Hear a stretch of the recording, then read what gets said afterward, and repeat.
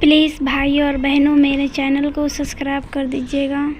वो मेरे पड़ोसी थे, अक्सर घर आते रहते थे। शरीर से काफ़ी भारी भरकम थे और खाने पीने की शौकीन। घर में घुसते ही कुछ खाने की फरमाइश ज़रूर करते। कुछ खाने को ना भी मिले तो चाय तो ज़रूर ही पीते। घर में खासकर वो मेरी बुआ से ज़रूर बात करते, क्योंकि मेरे फूफा जी गुजर चुके थे। बुआ अकेली थी, ऐसे में उन्हें मोरल सपोर्ट भी मिल जाता था। असल में उस शख्स की बातें इतनी अच्छी थी, बात करने का तरीका, कोई भी उस पर यकीन कर लेता था। इसी वजह से शायद बुआ को उनकी बातें अच्छी लगती थी। पर उसकी यही हरकतें परिवार में बुआ को छोड़ दूसरे को पसंद नहीं आती थी। पर बुआ की वजह से कोई कुछ कह भी नहीं पाता था। वो बुआ के ससुराल वालों की तरफ से दूर की रिश्तेदार भी लगते थे, इसलिए भी शायद ऐसा होता हो। वो दिन मुझे अच्छे से याद है। बारिश हो रही थी, ज़ोरदार झमाझम बारिश देख मम्मी ने स्कूल जाने से मना कर दिया। अब बचपन में स्कूल न जाने के लिए मम्मी ही कह दे तो कौन खुश नहीं होगा, इसलिए मैं भी खुश हो गई। साथ साथ मेरे भाई भी बारिश में स्कूल नहीं गए। वैसे मेरा एक छोटा भाई था जो हमेशा मुझसे बड़ा बनने की कोशिश में लगा रहता, और दूसरा बड़ा भाई भी था। खैर, हमने बारिश के मौसम का लुत्फ़ उठाया और रूम में टेंट बनाकर खूब खेला। खेलते खेलते मैं सो गई और जब उठी तो दोपहर के 3 बज रहे थे। बारिश तब तक रुक चुकी थी। मौका मिलते ही भाई भी घर से बाहर घूमने निकल गया। मम्मी सो चुकी थी। मौका देख मैं भी घर से बाहर निकल गई। मुझे लगा मेरा भाई और बाकी पड़ोस के बच्चे बाहर खेल रहे होंगे, लेकिन जब बाहर गई तो वहाँ कोई नहीं था। मैंने वो सारी जगह छान मारी जहाँ वो हो सकते थे, पर मेरे हाथ कुछ नहीं लगा। मैं उनका इंतज़ार करने लगी। बहुत देर तक कोई नहीं दिखा। बगल में एक बांस की करची पड़ी थी। मैंने उसे उठाया और गीली मिट्टी में कुछ कुछ ड्राइंग बनाने लगी। तभी पीछे से अचानक भारी आवाज़ आई। मैंने पलट के देखा तो वही अंकल थे, वही जो बुआ के अक्सर बात करते आते थे। मैंने कहा, जी अंकल। उन्होंने पूछा, अरे तुम्हारी फ़ौज कहाँ है, आज अकेली खेल रही हूँ? मैंने कहा, पता नहीं बाकी लोग कहाँ चले गए हैं। क्या आपने देखा वो कहाँ खेल रहे हैं? कहीं आपके घर की तरफ वाले मैदान में तो नहीं खेल रहे? लेकिन वहाँ तो मम्मी ने जाने से मना किया है। उन्होंने मेरी बातों का जवाब दिया, नहीं वो नहीं है, पर मैं जानता हूँ वो कहाँ खेल रहे हैं। मैंने कहा, सच में आप जानते हो वो कहाँ है? उस अंकल ने अपनी गर्दन हिलाई और कहा, चलो मैं ले चलता हूँ। पर मैंने मना कर दिया। मेरे घर के बगल में एक दुकान थी, वो अंकल वहीं जाकर बैठ गए। दुकान वाले से कुछ बात करने लगे। थोड़ी देर बाद उन्होंने मुझे फिर आवाज़ लगाई। मैं उनके पास गई। उन्होंने मुझे अपनी गोद में बिठाया और फिर कुछ बात करने लगे। दुकानदार से धीरे धीरे उन्होंने अपना हाथ मेरे फ्रॉक के ऊपर फेरना शुरू किया। वो मुझे नीचे छूने लगे। मुझे अजीब लगा, कुछ गंदा भी महसूस होने लगा। मैंने थोड़ा तेज़ी से पैर हिलाया, फिर वो संभल गए। मैं उनसे खुद को छुड़ाने की कोशिश करने लगी, पर उन्होंने मुझे जाने नहीं दिया। कहने लगे कि अरे क्या हुआ तुम्हें, अभी तो तुम्हें खेलने जाना था, चलो मैं लेकर चलता हूँ।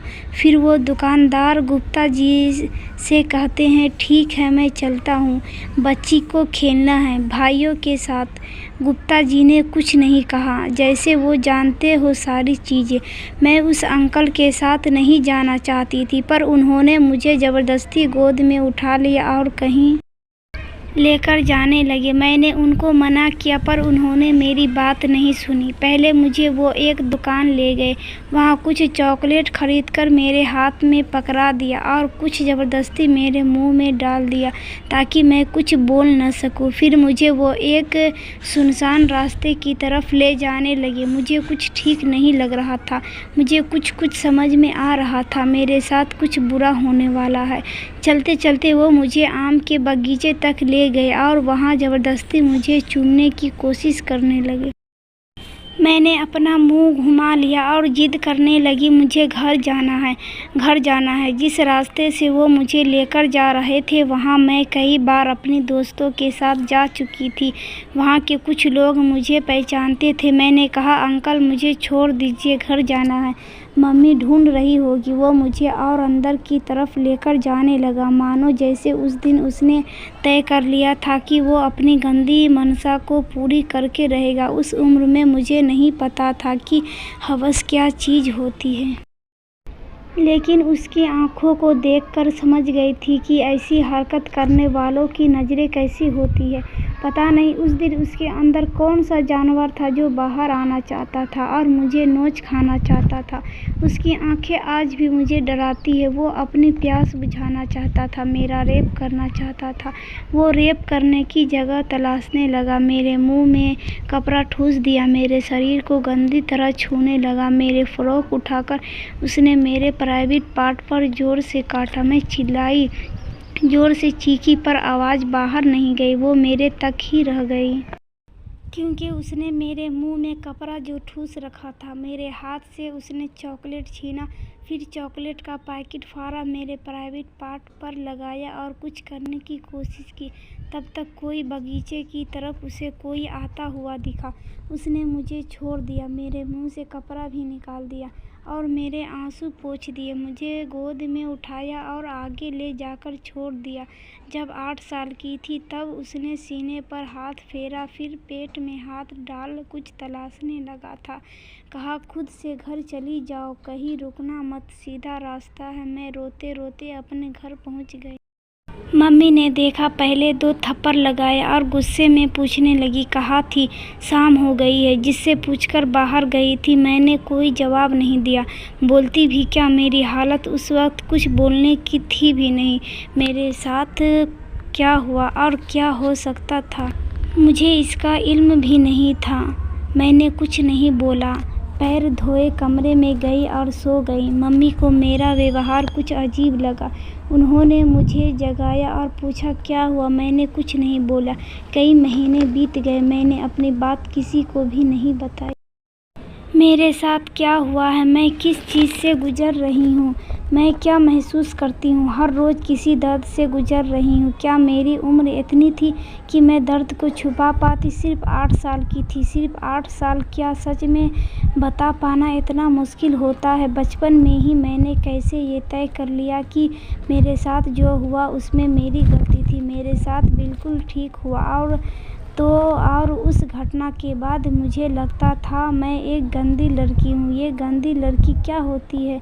ये सब मेरे दिमाग में आया कहाँ से? मैं 14 साल से इस हादसे को अपने अंदर क्यों दबाया हूँ? मैंने कभी किसी को बताया क्यों नहीं? या शायद मैंने बताया पर किसी ने समझा नहीं। मैं ये दावे साथ कह सकती हूँ कि मुझे जैसी ऐसी 1000 लड़कियाँ हैं जो खुद को अपने साथ हुई प्रताड़ना का शिकार मानती है। उस बात को 14 साल बीत गए चुके हैं, पर खुद को कैसे समझाऊँ? जो हुआ उसे भूल जाऊँ? क्या भूलने से सब ठीक हो जाएगा?